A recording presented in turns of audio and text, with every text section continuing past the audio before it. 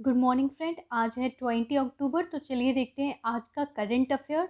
और video start करने से पहले मैं बताना चाहूँगी यहाँ पे अक्टूबर 2020 और फिर डेली करंट अफेयर्स नवंबर से लेकर अभी तक का अवेलेबल है, तो आप इस चैनल पे आकर ज़रूर पढ़ें। और यहाँ पे डेली न्यूज़ कवर किया जाता है, जो न्यूज़ सभी एग्ज़ाम के लिए इम्पॉर्टेंट होते हैं। तो चलिए देखते हैं करंट अफेयर्स। आज है वर्ल्ड स्टैटिक्स डे, क्योंकि आज है 20 अक्टूबर। तो ध्यान रखें, वर्ल्ड स्टैटिस्टिक्स डे। अच्छा, आप मुझे बता सकते हैं कि नेशनल स्टैटिस्टिक्स डे कब बनाते हैं? चलिए आगे बढ़ते हैं। क्वेश्चन ऑफ द डे यानी कल का सवाल। National palm oil mission is a mission of increasing the palm oil bye. देखिए, ये क्वेश्चन इंपॉर्टेंट है। नेशनल पाल्म ऑयल मिशन जो है वो गवर्नमेंट का टारगेट है 2037 तक पाल्म ऑयल प्रोडक्शन भारत में बढ़ाना है। आगे बढ़ते हैं। करंट अफेयर सीरीज में आपका स्वागत है। Question number 1। आज के वीडियो में टोटल 10 क्वेश्चन होंगे। ठीक है, तो अब से मैं 10 क्वेश्चंस डाल रही हूँ, क्योंकि मुझे ऐसा लग रहा है कि वीडियो में कंप्लीट करंट अफेयर्स कवर करने के लिए 10 क्वेश्चन सफिशिएंट है। First crypto token of India has launch by. तो पहला क्रिप्टो टोकन लॉन्च किया गया है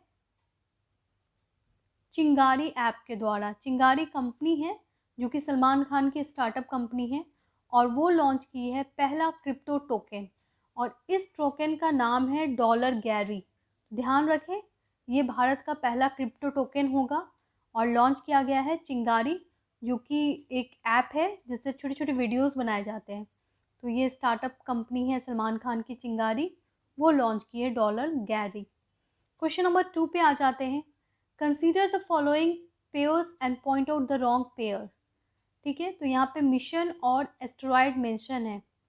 देखिए, ये जो वीडियो है the Hindu, PIB, Indian express और जो भी इम्पोर्टेंट न्यूज़ होते हैं उनको कवर करके और फैक्चुअल न्यूज़ भी लाया जाता है, ताकि जो जनरल एग्ज़ाम है उसमें बहुत सारे फैक्ट क्वेश्चंस आते हैं वो कवर हो जाए और आप इजीली रिवाइज करते हैं, क्योंकि इसमें क्वेश्चन बहुत कम है और एक्सप्लेन्ड है, तो इस रिवीजन में आसान होगा। मिशन और एस्ट्रॉयड के बारे में जान लेते हैं। मिशन लूसी जो है वो जुपिटर ट्रोजन एस्ट्रॉयड से रिलेटेड है। हाइबोसा मिशन वेनू से रिलेटेड है। ओसिरिस रेक्स राइगो से रिलेटेड है। कौन सा मिशन किससे रिलेटेड है? तो देखिए, मिशन लूसी जो है वो जुपिटर ट्रोजन से रिलेटेड है, तो ये आंसर बिल्कुल सही है। इसमें से पूछ रहा है कौन सा रॉन्ग पेयर है, तो रॉन्ग पेयर यहाँ पे बी और सी है। कैसे? तो देखिए, हाइबोसा मिशन जो है वो राइगो मिशन से रिलेटेड है। ठीक है, और ओसिरिस जो है वो बेनू मिशन से रिलेटेड है। देखिए, तो ध्यान रखें, ये बहुत इंपॉर्टेंट न्यूज़ है। चलिए क्वेश्चन नंबर 3 पे आ जाते हैं। Mount Manipur will be named to mountain of which place according to government of India. Government of India ने माउंट मणिपुर जो है वो नाम रखा है किस प्लेस के माउंटेन का? तो देखिए, ये नाम रखा गया है अंडमान एंड निकोबार के माउंटेन का। जी हाँ, अंडमान और निकोबार का माउंटेन हैरियत जो है उसका नाम बदलकर माउंट मणिपुर रखा गया है। इसका पर्पस क्या है? देखिए, माउंट मणिपुर जो है वो नाम इसलिए रखा गया है क्योंकि जब एंग्लो मणिपुर वार हुआ था, यानी इंग्लिश और मणिपुर के राजा का वार हुआ था, और मणिपुर का राजा जब हार गया था तो उसे माउंट हैरियत में शिफ्ट किया गया था। ठीक है, तो क्योंकि वो माउंट हैरियत में जाकर रहे थे, तो गवर्नमेंट ऑफ इंडिया ने माउंट हैरियत का नाम बदल के माउंट मणिपुर रखा है। क्वेश्चन नंबर 4 पे आ जाते हैं। Who will be the ambassador of Russian film festival organized in India. Bharat में रशियन फिल्म फेस्टिवल ऑर्गेनाइज किया जा रहा है और उसके एम्बेसडर सेलेक्ट हुए हैं, जी हाँ, इम्तियाज़ अली, जिनको आप जानते ही होंगे। ये रशियन फिल्म फेस्टिवल भारत में 16 अक्टूबर से लेकर 27 नवंबर तक ऑर्गेनाइज होगा, और ये जो फेस्टिवल है वो इंडिया के जो वेब सीरीज़ है जैसे कि डिज़नी और हॉटस्टार में दिखाया जाएगा। तो ये एक इम्पॉर्टेंट स्टेप है इंडिया और रशिया के रिलेशन में। क्वेश्चन नंबर 5 पे आते हैं। Which Indian will become the grand master of chess. देखिए ग्रैंड मास्टर ऑफ चेस जो है वो 16 साल की दिव्या देशमुख को सिलेक्ट किया गया है। Divya Deshmukh grand master of chess घोषित की गई है, वो इंडिया से है। Question number 6, which country is the highest in stubble burning. Stubble burning में सबसे ज़्यादा किस कंट्री की रैंकिंग आई है, तो ये है इंडिया। देखिए नवंबर और अक्टूबर में स्टबल बर्निंग ऐसे भी काफ़ी न्यूज़ में रहता है क्योंकि दिवाली के टाइम में बहुत ज़्यादा पोल्यूशन हो जाती है। तो इंडिया में काफ़ी कुछ स्टेप लिया गया है, लेकिन फिर भी आज वर्ल्ड रिकॉर्ड में इंडिया सबसे ज़्यादा स्टबल बर्निंग में रिकॉर्ड हासिल किया है। ठीक है, 2015 से लेकर 2020 तक 13% हार्मफुल गैसेस जो है वो इंडिया में स्टबल बर्निंग यानी कि क्रॉप के बर्निंग के कारण हो रहा है। ये रिलीज़ किया जाता है data startup blue sky analytics के द्वारा, तो ध्यान रखें। क्वेश्चन नंबर 7 पे आते हैं। देखिए मीडियम हिंदी और इंग्लिश दोनों ही है क्योंकि हम सभी इंग्लिश ही बोलते हैं। ठीक है, your government has, question number 7 देख लेते हैं।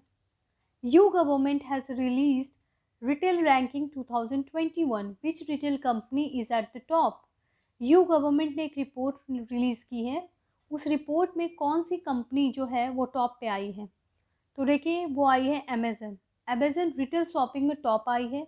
ये रैंकिंग ऑनलाइन और ऑफलाइन रैंकिंग दी गई है, किसके द्वारा, यू गवर्नमेंट के द्वारा।